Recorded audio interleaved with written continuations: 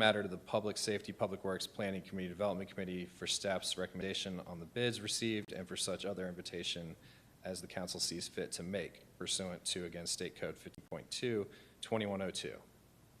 And if you guys have any questions on that, I'm happy to attempt to answer those. So Mayor, I have a question. Okay, so the easement that I assume is going to be used as parking for the person that just put the bid on that easement. It's not right in front of the street, but actually across the street, separated some distance from the house. Who's responsible then for ensuring that it remains private property and not used by somebody else that's on Culpeper Street? That's a good question. I think the fact that it would then be an easement in exchange for that, I believe is the case, that if in exchange for that sanitary sewer easement and access to their property, they would have the ability to park there. That would be the homeowner's responsibility. I mean, it would, as part of developing it, we would post it, but you know, it's still like any other, like a driveway or something else. If somebody else parks in it, then there's somebody parking in a private parking lot or a driveway. I have a question too. Martin, since we only have one bid on this, can we waive the second reading and go ahead and approve this recommendation tonight? The second reading requirement is something that the town council has imposed on itself, and you could go ahead and do that, yes. Mayor, I've got a question. The easement's being sold to provide parking to a particular resident, or residence, and Ms. Skinner, who put in the bid, is the resident of that property. If she sells the house, does the ownership of the easement convey with the property? Or could she leave the community and still own the parking easement? I mean, how would that work? Would she have to sell the easement to a subsequent owner of the property? It would convey with the property. Okay. Well, then I move that Well, we, have to have a public hearing first. all right, Hearing, please state your name and place of residence for the record and limit your comments to 3 minutes. Is there anyone that would like to speak on this matter tonight?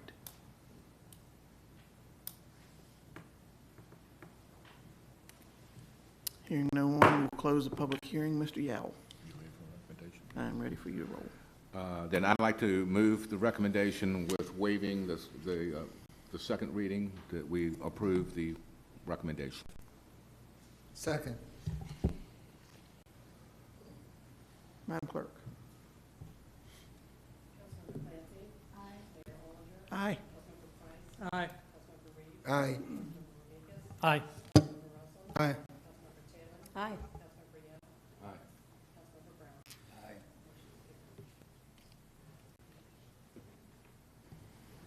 All right, we'll move to 903A1, location of Minutemen Monument and Charters of Freedom Monument in Yale Meadow Park.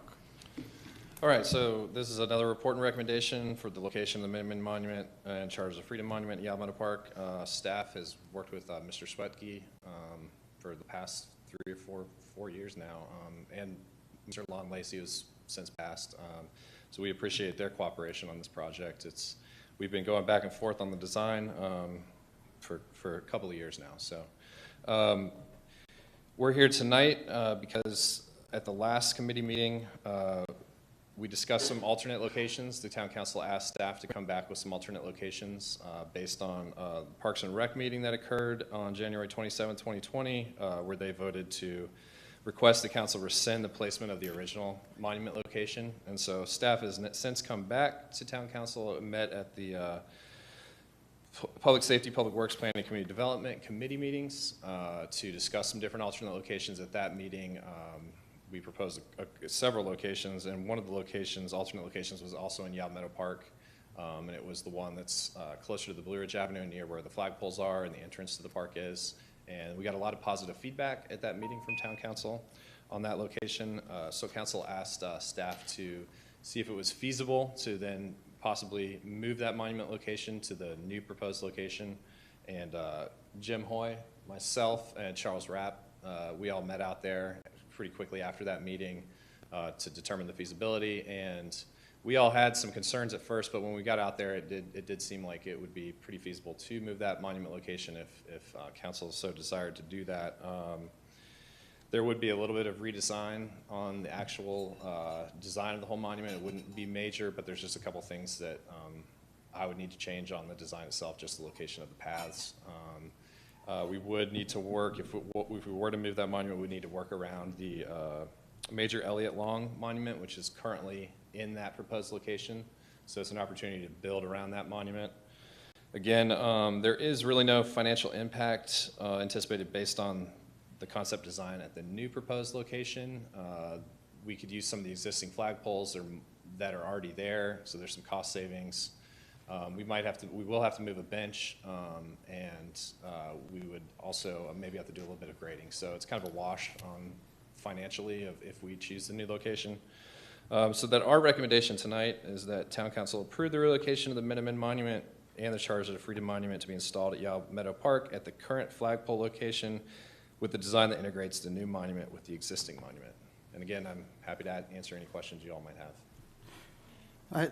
I have some questions, if I could. Sure. Is there a timing difference? If we stuck with the plan that's on the books now versus moving it, is there a time, I mean, is there, For the schedule of actually getting it constructed and built? constructed. I don't think it's going to change much time. Like I said, I'll have to do a little bit of redesign, but that this should be a couple weeks of work. so the current location that we're at right now, on the other side of the creek, how many times has that flooded in the last 3 years? That location right there? I mean, we had a big flood a couple of years ago. I can't tell you how many exact times it's flooded, but I know there was at least one occasion where there was definitely some water over there for a week or so. Okay. Yeah. Also, does this monument take out the volleyball court if we put it where it's supposed to go? We would now? have to, replace the So that volleyball would court have to be and move it. moved someone to another location? Is that also budgeted for That's that? correct, with the current proposed location. Okay. I know that there have been, and actually, I'll wait for later on that one. The total number of times that's been flooded in the last 3 years is about 3. Living right there, I'm able to watch that water rise, come and go. The other question I have for you is, would the existing, where it's at, planned right now, would it be built up enough to not get flooded out? That's a good question. I think that would be the plan, to try to raise it up a little bit, but, I mean, it's hard to tell. If we had a really bad flood, of course. And do you expect with more homes moving in to the area that that creek is going to be flooded a lot more than it has been in the past? No, I don't. You don't? Okay. Agree with that, because we do have, standards that we apply to every site plan where, Okay. the water that is coming on that site has to be the same that it was before the project was built. So, Okay. the idea is that the flooding won't. So you don't see increased runoff into that creek? I don't. Okay, all right, thank you.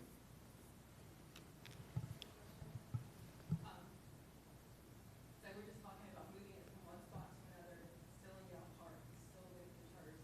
That's correct, yeah. Charters of Freedom Monument and the Sons of the American Revolution Monument. Same, basically the same design, just a couple little minor things that we'd have to change. Mr. Mayor, so let me ask this. Several years ago, 3 or 4, when this project was in its earlier stages, I know that staff went out there and walked the ground in Yow Meadow Park to pick the best spot for the Minuteman Monument. And the spot at the flagpole was considered but discounted. So can someone walk us through why the current location was picked and in fact was added to the Yow Meadow Park master plan that's now in effect as the location for the Minuteman Monument, and the one at the flagpole rejected, and what the decision criteria was for that decision? At the Parks and Recreation meeting? No, I mean, no, 3 or 4 years ago, I think Jim, Charles, I think a member of the SCR walked the ground Yeah. to pick the most appropriate spot. And the spot that's identified in the master plan was the one that we picked. So I'm wondering what the decision criteria was, why was the current location picked and the one at the flagpole discounted? So we explored a lot of different options and spots around town. Originally, we wanted to stick in the Yow Meadow Park because that was where the Minutemen mustered in, the 1700s. We took all those locations to the Parks and Recreation Committee and let them take a look at the different options. And staff did weigh in on the different options. Some of that did have to do with flooding. The location that was selected is one of the better locations in the park that doesn't tend to flood as much, but we all know that Yamato Park gets flooded, and we can't anticipate how much it'll be flooded. But that location was selected because of, it seemed like it was away from a lot of other activities that were going on. Its location to the back parking lot. There were a lot of different decisions that went into it, but ultimately, the Parks and Recreation Commission was the one that decided on that spot. Let me ask you this, Salem. In the approved design, there's a semicircle of flowering trees around the back side of the memorial. I think from one of Charles's earlier designs, that those are crepe myrtles. Right. If you move this over to the flagpole, can you still include those? So it's a little hard to see. This is the new proposed location. It depends. I still have some working out to do in terms of the design and kind of exactly how it's going to face and what direction it's going to face. And I'll be happy to bring that back to council to review it at a later time. But yeah, we would still have the ability to put trees around it. It just depends on how we shift it. But yes, there's opportunity to put trees around it. Maybe not in that same place that it was originally. In terms of how much ground has to get moved in order to make a suitable spot, the location at the flagpole, would you require any more grading or earth moving there to make a big enough flat spot? Or do you anticipate being able to set the entire 29-foot pad there without doing significant earth moving? I think there's might be a little bit more grading challenges with the new proposed spot, but not a lot. It's flatter than what I thought. I remember when we talked about it at the 3P committee, we discussed that, and initially we thought that there was be more grading challenges, but once we went out there, it's relatively flat. It might be a little bit more than the current location that's been approved, but Jim might be able to better answer that as well. I'm not sure if you want any input on that, Jim. Well, to answer your question, the slope is pretty moderate behind the existing flagpoles there fronting Blue Ridge Avenue. We'll have to do some grading effort there. The constraint that we're concerned with is close proximity to the comfort station. There's a little potential for conflict there of use versus the original location, which was over on the Gardner Street side of the park, which, going back to the question you raised about why was that selection favored, is because of balance. We felt there was something lacking over there, a gateway feature per se, and that's why Gardner Street rose to the top of the selection list. I'd like to, just one other point that Salem made I'd like to address. So you mentioned that the existence of the flagpoles over by the main entrance of the park could eliminate the need to put the separate flagpoles over by the Gardner Street location if the Minuteman Memorial goes in there. I just remind everyone that actually that's not another U.S. flag that's to go there. It's the one of there's two flags that are scheduled to go there or slated to go in this memorial. One is the Culpeper Minuteman flag because that's the banner they carried.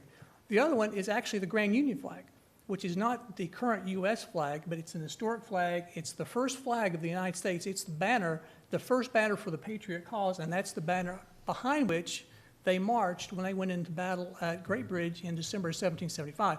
So if you look at the memorial as a history lesson that tells the story of all that, that's why those two historic flags were chosen. So we would be losing that aspect of it if we move to the flagpoles and then get rid of the historic flags that were going to be flown there. Yeah, we could still put in the new flags. I was talking to the gentleman from the Sons of the American Revolution before the meeting, and we remembered the Minutemen flag, but we were trying to remember that second flag, so I'm glad you pointed that out. So you'd still be able to incorporate those, the historic flags, as well as the... Yeah, that was part of it. If you look at the cost estimates and Yeah. the breakdown, that was part of the Sons of the American Revolution budget item that they were going to be slated to pay for. Okay. If I may. Just one question. Does Parks and Rec normally plan out what their vision is or have a master plan for the future? They do. We're actually going to be talking about that right after this item tonight. Okay. There's a master plan that they have just developed, and we'll talk about that after this R&R.